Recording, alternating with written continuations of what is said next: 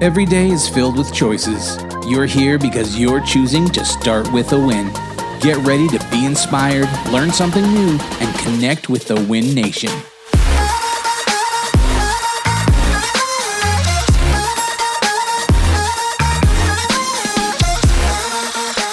You know, 2021 didn't make us any better dancers, Mark. No, it didn't. You know, it's like I see all those TikToks and things like that, and I'm like, man, I wish I could do some of those moves, those pops and locks. Well, we had last year we had Twitch at our convention, and I introduced him, and I'm up on stage, just like, hey, let's see what you got. And I'm like, whoa, wait a second here, because that guy was a professional dancer. Yeah, exactly. So. Oh, I don't know. I'm not getting any better by doing these podcasts, though. But you know what? It's all about having fun, moving your body. It is. That's right. It is. And, speaking of having fun and just being around great people, we have an amazing guest today. I'm super excited to introduce one of our longtime friends and amazing broker owners in the RE/MAX network. Jay Pitts has been the broker owner of RE/MAX Premier Properties since 2015. This guy has sold over 2,000 homes in the Louisville, Kentucky area. I mean, he started during a great recession and worked his way, through 2008, 9, 10, things like that. Great leader, great mentor to so many, great broker owner, investor. I mean, the guy's been in mortgage. He's done so much. So we are incredibly honored to have him on the show today. Jay, welcome to Start With a Win. Thanks, Adam. Appreciate you having me, man. Excited to be here. You bet. And, Jay, you've, you see challenges, and I've known you for a while. We've been through some masterminds together, things like that. And we're really excited to have you on here. You look at challenges as opportunities. And that's really what I want to talk to you about today, because you help a lot of people find opportunities in their business and everything from the consumer to agents, to team members, tell us, where do you come from? I mean, we're trying to let's build a foundation for your success here. Tell us a little bit about yourself. Well, I appreciate you asking again. I appreciate you having me. And that it's kind of, it's fitting that you would ask that question, because I don't know if everyone knows. A lot of people that are around me close know that I'm kind of a RE/MAX legacy. My father is a longtime RE/MAX agent in a small town about an hour south of Louisville. Elizabethtown is my hometown. Jim Bramlett is the longtime broker owner in Elizabethtown. He is my uncle. So I grew up at the knee of some longtime, very credible RE/MAX real estate professionals. So I like to say that small town real estate people do it all, right? They're the developer, the property manager, the investor. I'm kind of like the car dealer's kid, that works in every department, growing up. So it was kind of destined for me to be a RE/MAX broker, to be fair. But yeah, that's who I am, and I've kind of seen a little bit of all facets of the industry. I love that. So I mentioned the Great Recession, 2008, 2009. You did some pretty good numbers in real estate. As everybody else is sitting there going, "Oh my gosh, my business is drying up and dying here," but you made some adaptations. I mean, what were you thinking? Where did you go? Hey, the economy sucks. The housing market's crashed. I think I'm going to go head on into this. I mean, what were you thinking at that point? Well, we talk about my dad. I was raised to be an entrepreneur. I was raised to be self-employed. That's how I was taught. And I was always taught that it's better to rely on yourself for your own income than from someone else that would give you a job to earn an hourly or a salary, what have you. But so I had a pretty good gig. I was in the mortgage business, originating for a lot of agents that I knew because I was close to the industry. And it just wasn't right. It didn't feel right. I was recently married. I was married in, a year or so before. And my wife and I were just trying to figure out what our life was going to be like. And I just didn't love it. So I went in and I gave my notice. And as they do in the finance industry, they don't take notice. They said, "Okay, you're done." And so I had a real estate license that I had gotten kind of on the side. And I knew that's where I was meant to be. So I got started kind of before. I mean, obviously, if I wasn't so young and naive, I probably would have saw the signs coming of the Great Recession that was coming. That was the end of 2017 or 2007, rolling into 2008. And truthfully, 3 months in, I thought I'd made a big mistake because I went from a very substantial business that I worked 3 or 4 years to build to starting from scratch. And, you know, the sky was falling. Financial institutions were closing up shop, closing their doors. And, you know, there was a day or two where I was unsure of the decision I had made, but I did what I always did. I put my head down and I worked hard. And soon I figured out that the only listings that were moving were REO properties. And so I was a really good prospector. I was pretty relentless on that. So I just got on the phone and I started, you know, wearing out these asset managers at banks. I did BPOs for pay, $40 a piece. I did 20 a week just to kind of keep some income coming in. And before you know it, I got a listing from it, and then 2, and then 4. And then next thing you know, I've got 100. So it was quite interesting times. Wow. Yeah. I remember there were these different agents, you being one of them, where you'd start to see people ordering just a ton of signs, and you're going, all right, this person's found their niche in getting those listings. Happening? And the next thing you know, yeah, then there's Jay Pitt's signs all over the place. And, you know, we've always said the person that owns all the listings owns the market, right? I mean, what happened to your phone ringing at that point? Because your phone number's all over the neighborhoods. Yeah, no, for sure. I mean, I remember vividly, who's actually a good friend of mine who was the first agent I brought on my team, who is now a RE/MAX broker owner as well here in Louisville. His name is Eric Scroggin. He was working in banking, and he and I played college baseball together. And I always knew, I don't know if other broker owners have this, but when you meet someone, you just know that they would be great in real estate. Eric was a friend, and I knew he would be amazing. And he is, you know, a decade later, he's killing it. You know, he's doing amazing. But I called Eric and I invited him to lunch, and I took him. Back then, it was like the 1-800 IVR ProQuest Technologies kind of thing, not to give shout outs or anything. Sorry about that. But I just remember having text message after text message on my phone where I could just scroll, and they were all sign calls. And I said to him, I said, man, you just have to get into real estate. I've got so many leads. My phone doesn't stop ringing. I need help. And he left his job, to his credit, and jumped in, and the rest is kind of history. Wow. That's, it's foundational for the success that you've continued when you think about that. I mean, so many agents are like, you know, when you walk up to an agent, you go, what do you want? And they go, I want my phone to ring, or I want leads, or something like that. You went out and created them. Yeah. So I want to dig into that a little bit, because, you know, I get the calls, you get the calls. We deal with this quite a bit, not just in real estate itself, but in sales in general. And it seems like people are afraid to go out and create a customer base. What do you see in here, and what are your recommendations for how somebody, let's take real estate, for example, because if you can get real estate customers, you can sell these people anything. You know, what do you recommend when it comes to that mentality? Well, I mean, you've got to have a bit of an edge, right? I mean, we understand in real estate, we sell to the general public, and home ownership is foundational to the American dream, right? So, you know, but I think that just the sheer magnitude of that idea takes a new to the industry professional or someone struggling. It kind of blows their mind a little bit, right? They don't know where to start. You know, you've heard, I'm sure, how do you eat an elephant, right? One bite at a time.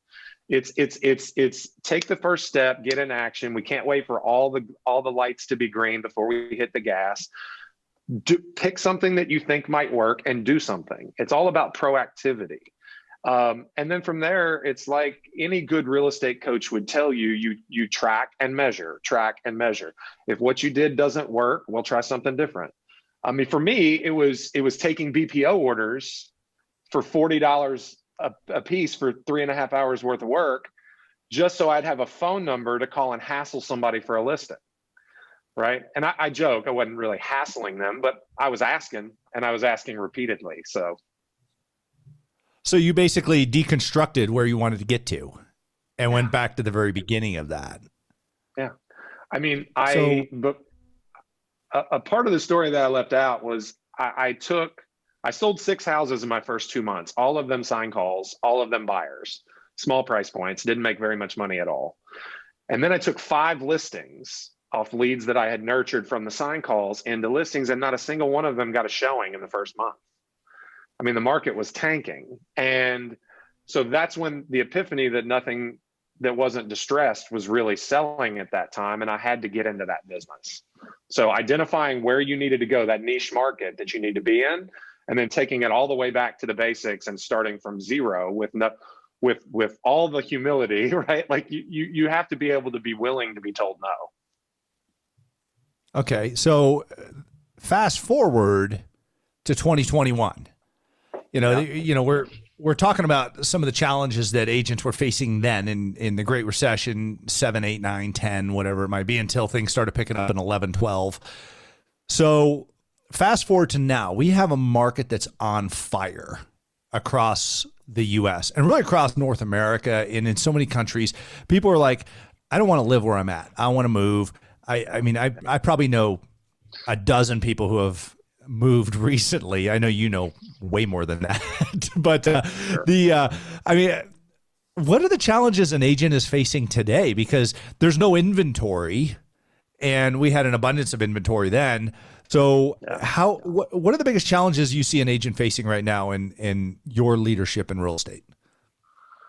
Well, it's certainly very different than what I broke into. I mean, we have agents now that have never seen a down market and have had long, successful careers by this point, right? 7, 8, 10 years worth of success and really never saw a bad market. So that's understanding that, I think, is important.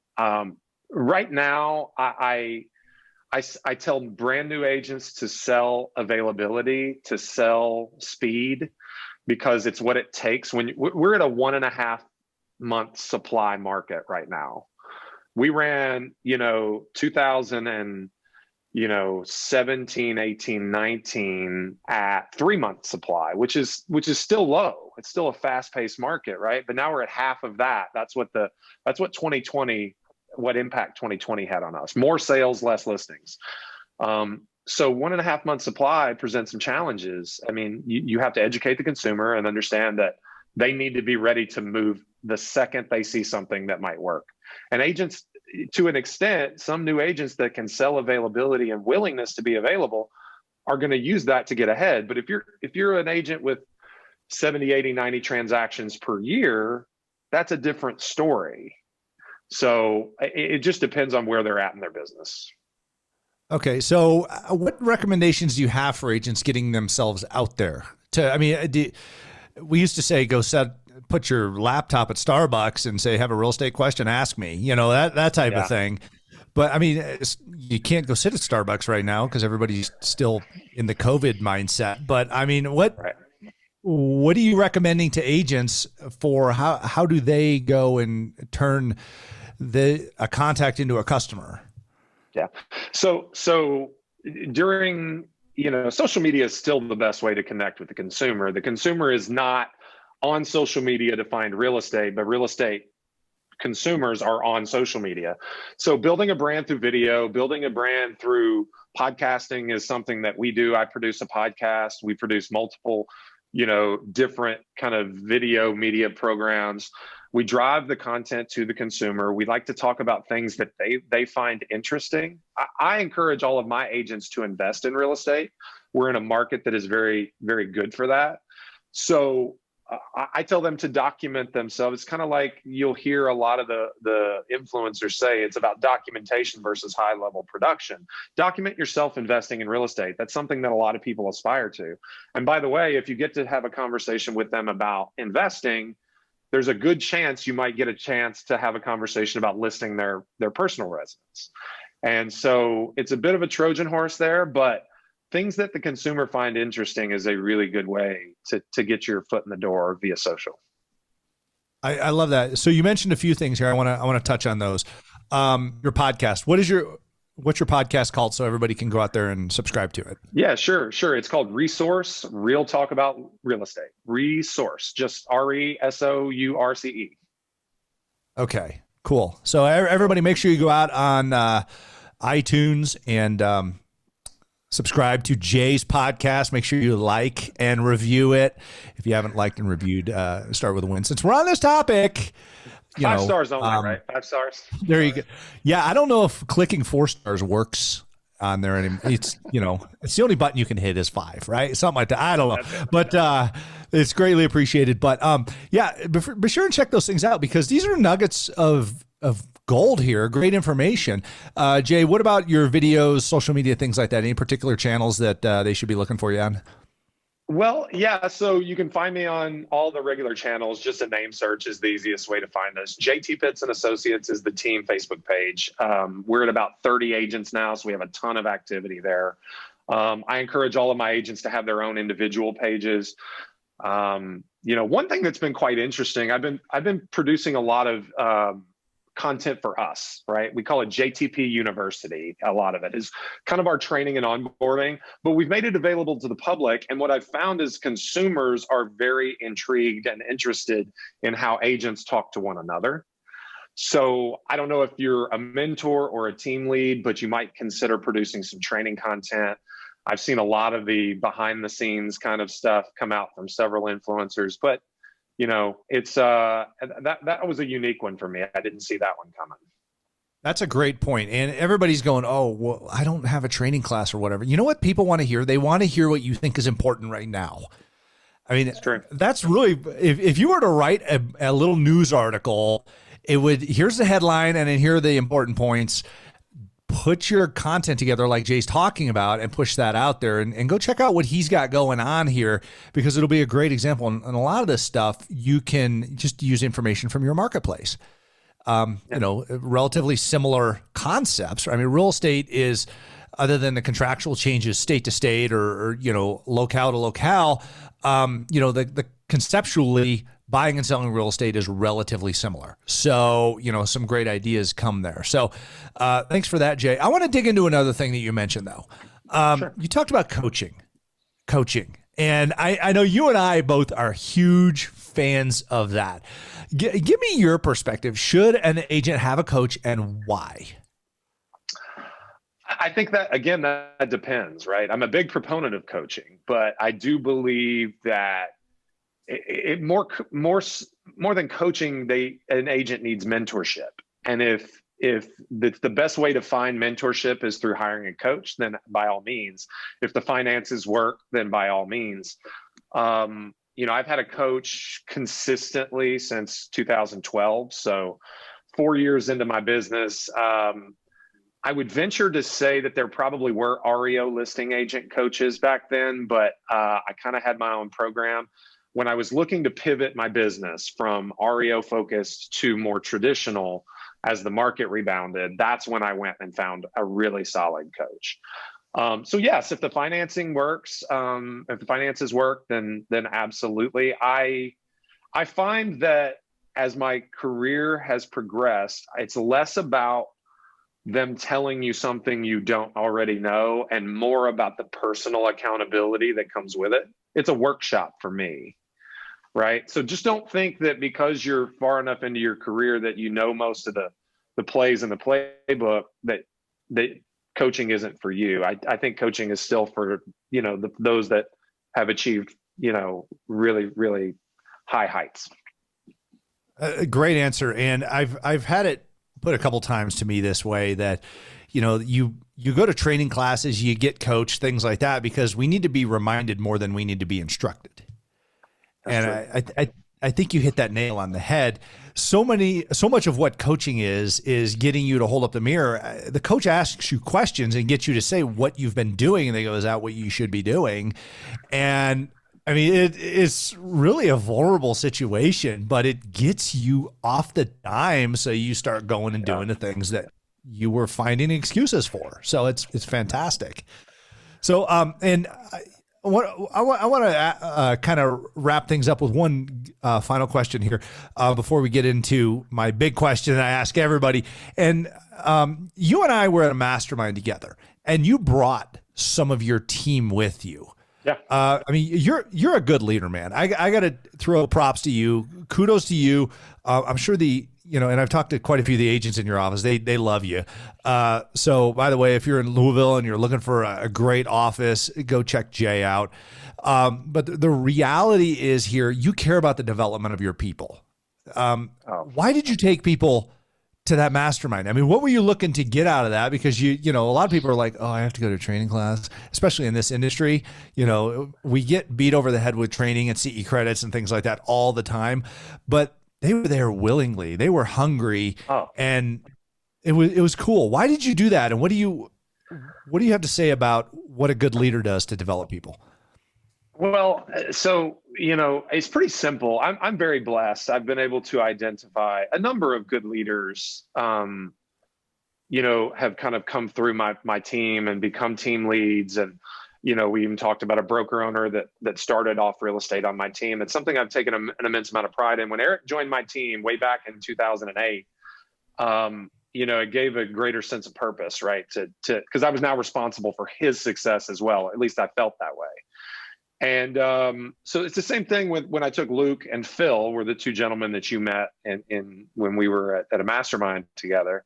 And really, it's just because I recognize that I've been very fortunate to identify two phenomenal leaders that have chosen to be a member of my team, not just my brokerage, but my sales team. And they are leaders in their own right within our organization. We have about 30 agents. They both lead about 15 of them. And I was looking for explosive growth. I felt like we were on the cusp. I knew we were. Of course, I didn't know what 2020 had in store. That was earlier in 2020. But, you know, the funny thing about it is despite any setback that 2020 might have brought, we still achieved the explosive growth that I was looking for. We doubled in size, went from 15 to 30 agents. And that's why I took them, because I wanted to help prime them and get them ready to lead the charge for the growth that I thought was ahead of our organization. Awesome. Great answer. Jay, I have a question I ask every one of my guests on Start With a Win. And I know you're a super achiever, man. So, I mean, this is going to be good, I'm sure. But Jay, how do you start your day with a win? So you're right. I knew you were going to ask, so I've thought about this a bit. But it's probably a little bit of what everyone says. Maybe, I don't know. I am ruthless about adhering to a schedule, to a plan, right?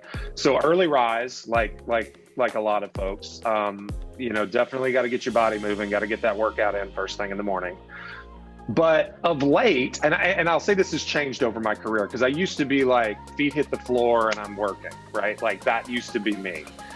Life's a little different. I got 3 young kids now, and I have to get some family time in first thing in the morning. So the time I may arrive at the office is a little later. I've already got my quiet time.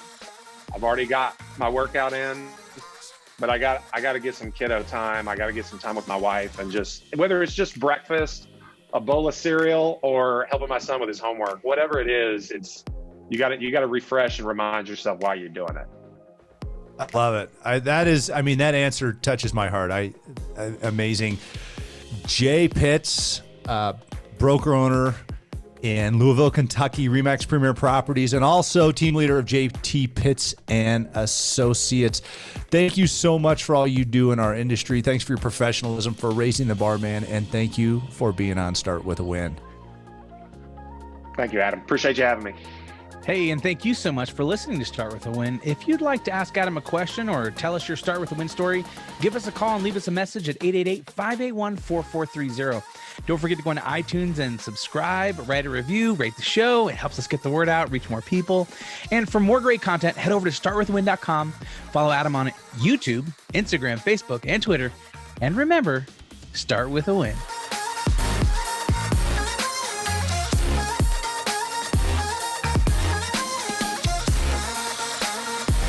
Hey, Mark, are we still on YouTube? Oh, we're still on YouTube. We're still live, man. Well, this is Jay. This is our after show secret part. That's right. This is the after party. Yeah. Oh, wow. Yes. Exactly. This is when we share all the good stuff. That's right. If you made it through the podcast and stuck around, you get the extra gold. I like it. Yeah. There we go.